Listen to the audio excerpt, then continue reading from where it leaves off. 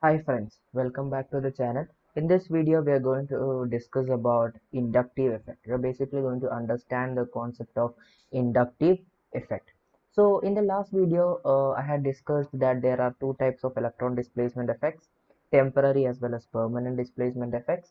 And inductive effect is one of the permanent electron displacement effect. Now let us understand in detail about inductive effect. If you like the video, you please like, share and subscribe to the channel. So, inductive effect. Here I am going to consider two molecules. The first molecule that I am going to consider is CH4. CH4. Okay. So, let's say considering CH4. CH4. And the second molecule I am considering is CH3Cl. Second molecule I am considering is CH3 CH3Cl. Okay. Now let us assume that the position of electrons is here in this CH bond. And now we know that chlorine is more electronegative than carbon, so these electrons will be displaced more closer towards chlorine, right? The electrons will be more attracted towards chlorine, right? Now this is the position of electron in the case of CH bond in CH4, and in this is position of electron in the case of chlorine. So here there is a displacement, there is a particular displacement, let's say delta x. Let's say the displacement is delta x. The displacement is delta x. This phenomena is known as induction. This phenomena is known as induction. This phenomena is known as induction. And the effect, very carefully listen, and the effect is known as inductive effect, and the effect is known as inductive effect. Whenever we are talking about inductive effect, we always take carbon hydrogen bond as the reference. We always take carbon hydrogen bond as the reference. So to understand the displacement, we always take carbon hydrogen bond as a reference. Okay.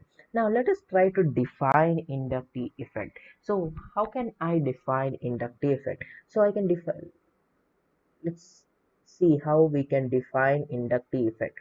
So the permanent displacement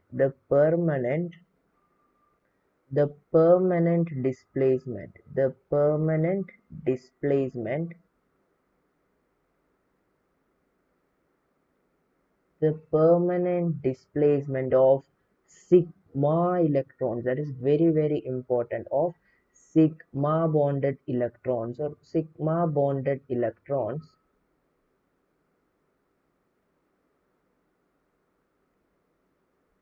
The permanent displacement of sigma bonded electrons in any covalent bond, in any covalent bond, in any covalent bond, in any covalent bond, in any covalent bond due to electronegativity difference, due to difference in electronegativity. So due to electronegativity, due to difference in electronegativity,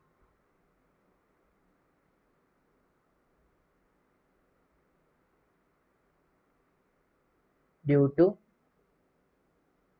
difference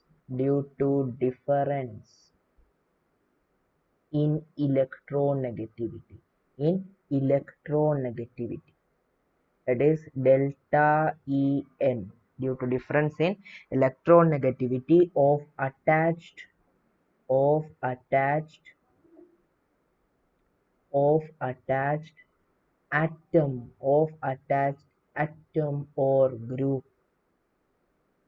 atom or group, with carbon is called induction, or this phenomena is called induction. The phenomena is called induction, and effect and effect is called the effect is called inductive effect. The effect is called inductive The effect is called inductive effect. So how can I define inductive effect? The permanent displacement of sigma bonded electrons in any covalent bond due to difference in electronegativity of attached group or atom with carbon, and this effect is known as induction, and the phenomena is known as induction, and the effect is known as inductive effect. Now let us clearly Clearly you can see that I have written a word over here. The word is permanent. Permanent. So inductive effect is a permanent effect. So that's an important point that you have to remember in the case of inductive effect, that inductive effect is permanent. The inductive effect is permanent. Okay, now let us look at the second point, which is also very important. The second point, which is also very important. I'm going to consider a simple example. Let us take carbon, oh, four carbon atoms, which is bonded with fluorine. Four carbon atoms, four carbon atoms bonded with fluorine. Fluorine, right? Right. Now, now look. Now these electrons, these carbon in carbon fluorine bond, these electrons will be displaced more closer towards fluorine, due to which fluorine will have a delta negative charge and carbon will have a delta positive charge. Now due to this delta positive charge on this carbon atom, in this carbon bond, the electrons will be more closer towards the carbon with delta positive charge. Let us say this is delta 1 positive. Now this carbon atom will also now get a charge that is delta 2 positive. Now due to this delta 2 positive, electronegativity of this carbon atom increases, and these electrons will be shifted more closer towards this second carbon atom, due to which this will have a delta 3 positive charge. Similarly, this carbon will have a delta 4 positive charge. Right? Yes.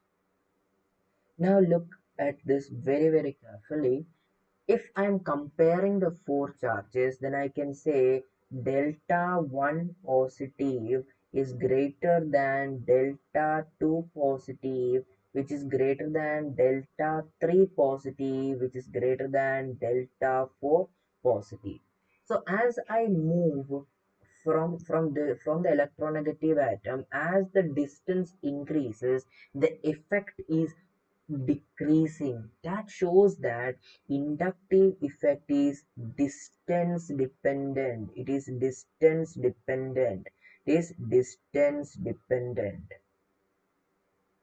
Is distance dependent. That means as the distance from the electronegative atom increases, the effect decreases, but the net charge will still remain the same. That is, you can say that delta 1 plus delta 2 plus delta 3 plus delta 4 is equal. So the net charge will remain 0 and will be equal to delta.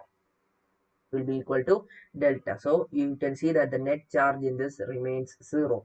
The net charge remains 0. Right? Right. Okay. Now, so it's a distance dependent effect. Now there is a misconception that after the third carbon atom, inductive effect does not happen. No, that is wrong. After the third carbon atom, inductive effect is existing. It exists in the fourth, fifth, etc. As we move, it exists in the fifth carbon atom, fourth carbon atom, etc. But after the third carbon atoms, when we solve problems, we neglect the inductive effect. So that is also a very important point, that you can write that inductive effect is neglected. Inductive effect is neglected.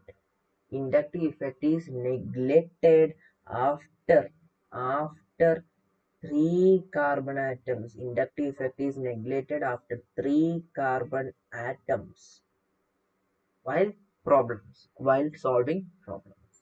Okay, so this is also a very important point regarding to inductive effect. So the important points that we discussed when we are talking about inductive effect is, first, it is a permanent effect.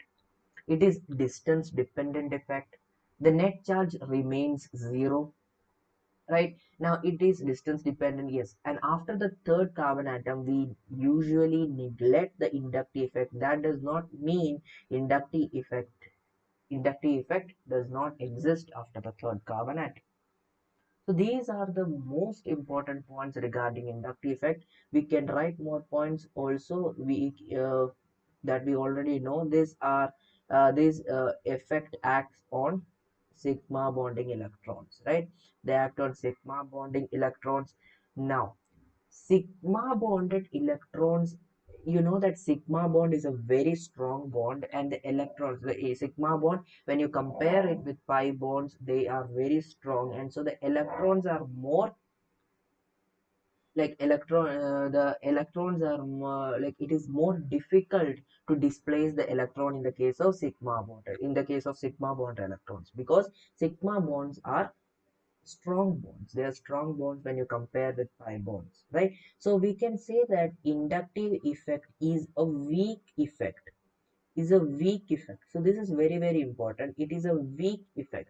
That is, when we will talk about resonance, hyperconjugation, etc., we will be talking about pi electrons. Now pi electrons are weakly bonded. That means that effect is more stronger. So when you compare inductive effect with the others, inductive effect is a weak effect. Inductive effect is a weak effect. Okay. So in the next video, we will be discussing about the types of inductive effect, and there are certain orders also which are important. So that's all for this video. If you like the video, you please like, share and subscribe to the channel. Thank you.